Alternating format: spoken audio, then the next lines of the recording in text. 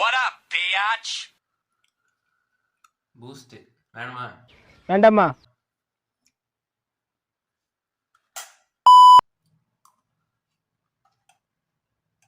நீங்க mind voice நினைச்சு சத்தமா பேசிட்டு இருக்கீங்க.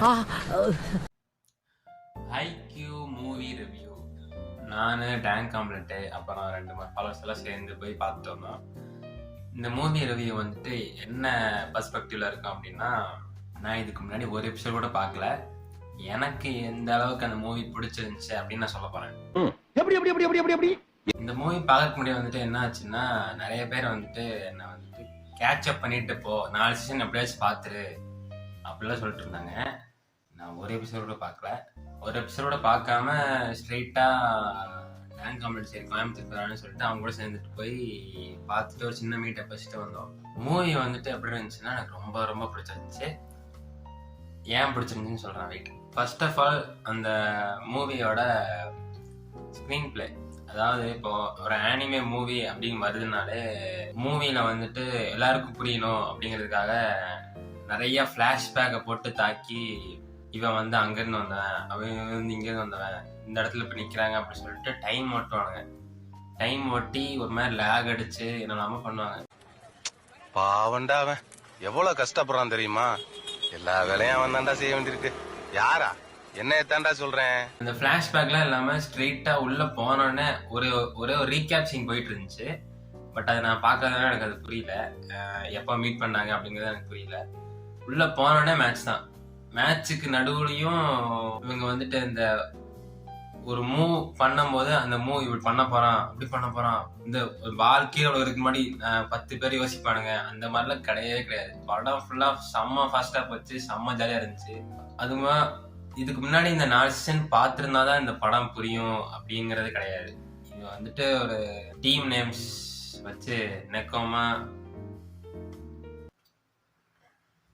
காராசுனோவா காக்கா வர்சஸ் பூனை அந்த மாதிரி ஒரு 2 டீம் இருக்கு. 2 டீமுக்கு நடுவில் ஒரு ஃபைட் இருக்கு, ஒரு மேட்ச் இருக்கு. இந்த மேட்ச் ஜெயிச்சாதான் செமிஃபைனல்ஸ் போக முடியும். இது புரியறதுக்கு நான் எதுக்காக 4 சீசன் பார்க்கணும்? உனக்கு அது சொன்னா புரியாது மச்சான். ஸோ அப்படி ஒரு மேட்ச் போயிட்டு இருக்கும்போது இவங்க வந்துட்டு டக்குன்னு புதுசா ஒரு மூவ் பண்றாங்க, குவிக் செட் பண்றாங்க. அதுக்கப்புறம் 4 பேர் சேர்ந்து அட்டாக் பண்றேன் அப்படின்னு சொல்லிட்டு ஒரு மூவ் இருந்துச்சு. அது ஃபர்ஸ்ட் டைம் பண்ணும்போது எனக்கு புல்லரிச்சது. அதே மாதிரி 3 தடவை பண்ணுவாங்கன்னு நினைக்கிறேன். ஸோ அந்த மாதிரி ஃபாஸ்டா போயிட்டு இருக்கும்போது ஒவ்வொரு கேரக்டருக்கும் ஒரு இம்பார்ட்டன்ஸ் இருக்கு. நான் உள்ள போனேன்னா சரி இவனுங்களை தான் காட்டுறானுங்க போல, அப்ப இவனுக்கு தான் ஹீரோ, ஆப்போனன்ட் வந்து எதிரிங்களா இருப்பாங்க போல.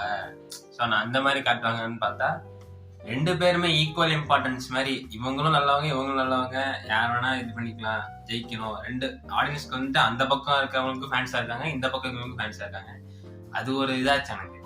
என்னடா இவனை பார்த்தா கத்துறீங்க, இவனை பார்த்தா கத்துறீங்க, யாரை பார்த்தாலும் கத்துறீங்க, எல்லா கேரக்டரையும் ஒவ்வொரு செகண்ட் காட்டிக்கிட்டே இருக்கான், அவனும் கத்திக்கிட்டே இருக்கானுங்க. எல்லா கேரக்டரும் இம்பார்ட்டண்டா இருக்க முடியுமா?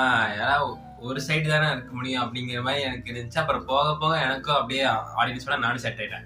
அனிமேஷன் வைஸ் வந்துட்டு எனக்கு ரொம்பவே பிடிச்சிருந்துச்சு. ஒரு மாதிரி சாப்பியா இல்லாம ஏதோ வித்தியாசமா பாக்குறாங்க இல்லாம, ஒரு மாதிரி கிராபிக்ஸ் ரொம்ப இல்லாம அனிமேட்டடா, இதுதான் ஆக்சுவல் அனிமே மூவி. இதுக்கு முன்னாடி நான் வந்துட்டு ஜுட்சு கைசனும் அதுக்கப்புறம் டீம் ஸ்லேயர்னு பார்த்தேன், அதுக்கப்புறம் சுசுமே. அது 3த்தையும் கம்பேர் பண்ணும்போது இது ஒரு மூவியா நான் பார்க்கும்போது நான் உள்ள உட்காந்துருக்கு எனக்கு வந்துட்டு ஒரு மாதிரி நாஷியஸா இல்லாம கம்ஃபர்டபுளா இருந்தேன். அது அந்த அளவுக்கு இருந்துச்சு அனிமேஷன். மூவில வந்துட்டு எனக்கு பிடிக்காத ஒரு விஷயம் என்ன அப்படின்னா டைம் டியூரேஷன். பக்காளி 1.5 மணி நேரத்துல படம் முடிஞ்சிருச்சு. டென்ஷன் ஆயிடுச்சு எனக்கு. 200 ரூபா டிக்கெட்டு, 250 ரூபா டிக்கெட்டு போய் உட்காந்து 1.5 மணி நேரத்துல எதுக்கு நான் வெளியே வரணும்? கொஞ்சம் கூட தான் போட்டிருந்தேன் இந்த வேண்டா. That's what she said. PVR வந்துட்டு இந்த படத்தை இங்க ரிலீஸ் பண்ணதுல ஓகே, இந்த மாதிரி நிறைய படம் ரிலீஸ் பண்ணா நல்லா இருக்கும். பட்டு இன்டர்வல் சீன் ஒன்று ஒட்டானுங்க, எங்க கட் பண்ணுறதுனே தெரியாம ஒன்று கட் பண்ணுவானுங்க. காகையானவா அவன் வந்துட்டு இப்படி கரெக்டா அப்படி செட்டு போடுறதுக்கு இப்படி வீசுறா பின்னாடி, கரெக்டா அந்த இடத்துல கட்டு, ஏதோ கட்டு பயிற்சி போய் ஒரு 20 நிமிஷம் அப்புறம் வெயிட் பண்ணி ஆடை வேற போட்டு தாக்குவானுங்க.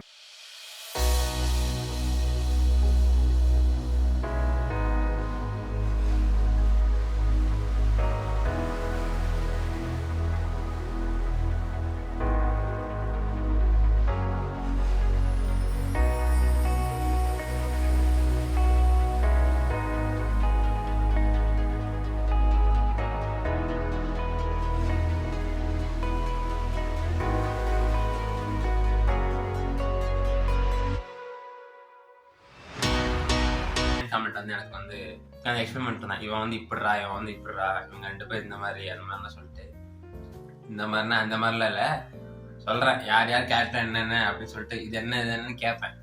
கேட்டு எனக்கு பக்கத்தில் எக்ஸ்பெரிமெண்ட் தான். ஓவராலாக எனக்கு வந்துட்டு இந்த 4 சீசன் பார்க்காம இந்த மூவியை பார்க்கும்போது எனக்கு இந்த மூவி ஃப்ரெஷ்ஷாக தான் இருந்துச்சு. எதுவும் புரியாத மாதிரி எதுவும் இல்லை, நல்லாவே இருந்துச்சு.